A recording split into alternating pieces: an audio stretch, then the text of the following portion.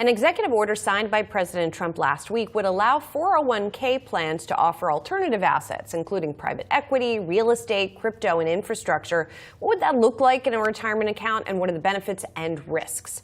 Let's bring in Lawrence Sprung, Midland Financial founder and author of Financial Planning Made Personal, for this week's FA Corner, brought to you by Capital Group. Lawrence, it's good to see you. Good to see you. So this would be a big change in 401ks to have these assets in them.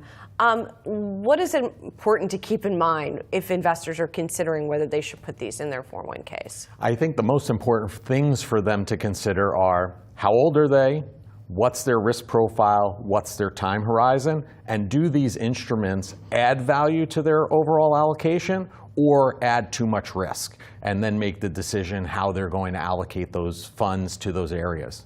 Okay, so let's talk about, let's take private equity as an example here. What are some of the pros and cons of something like that? So I think it's going to be a huge win for the product manufacturers, because now they have this whole new opportunity of client base, right? Mm-hmm. So it's going to be a huge win for them. As far as clients go, they have to be concerned and look at, well, is this really adding alpha, increased returns to my portfolio? Am I okay with the potential illiquidity, because I may not be able to buy and sell these as actively as my other investments in my 401k? And what are the costs? And do those costs offset the benefits that I'm getting? So there are things to look at, overall, that I think are a little bit more difficult than just looking at traditional stocks and bonds. And we should mention as well, this, even though the executive order was just signed, it's not happening immediately, right? Correct, yeah. It's going to probably be months before the Department of Labor starts enacting this. And, there is some, uncertainty whether it actually goes through. I'm pretty certain it will ultimately end up going through. It's not a matter of if, it'll just be a matter of when and how long that is. And Lawrence, I'm curious whether, your investors, people that you're advising are probably already in some of these instruments, right? Has there been a big increase in interest in things like crypto from your clients, things like private assets? We are definitely getting more inquiries over the last, let's say, 2 years than we ever had in the last 15, right?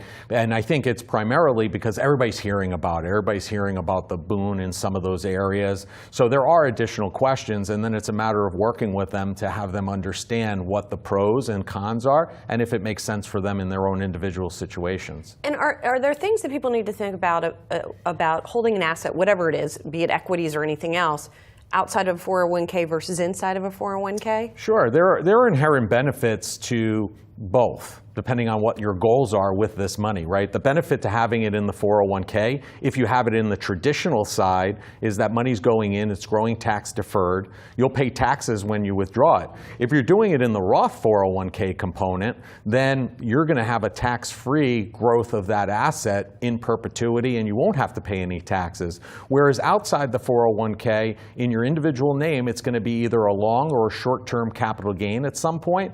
There are, benefits to holding things long-term in terms of not paying as much in taxes as short-term, but you will have to pay taxes. So if there are assets that are more risky that you may not need long-term, you may benefit from putting it in the traditional or that Roth 401k component, because you'll receive some significant tax benefits. Now, switching gears, there's something else I wanted to ask you about, because during the commercial break, you told me you're getting a lot of questions about it. And this is something else that's a policy change from this administration, and it's the so-called Trump child accounts, mm-hmm. right? The seeding of a bank account with $1,000 when a child is born.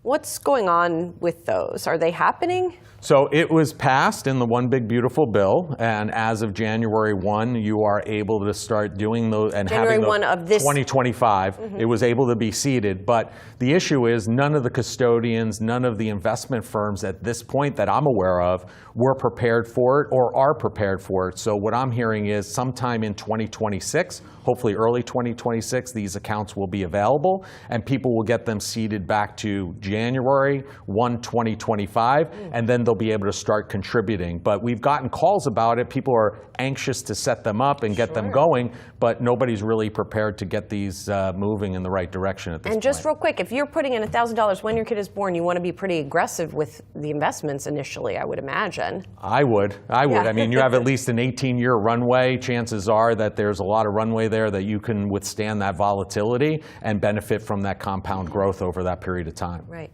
Lawrence, good to see you. Thanks for coming in. We Thank you. appreciate it. Thank you to Lawrence Sprung for joining today's FA Corner, brought to you by Capital Group.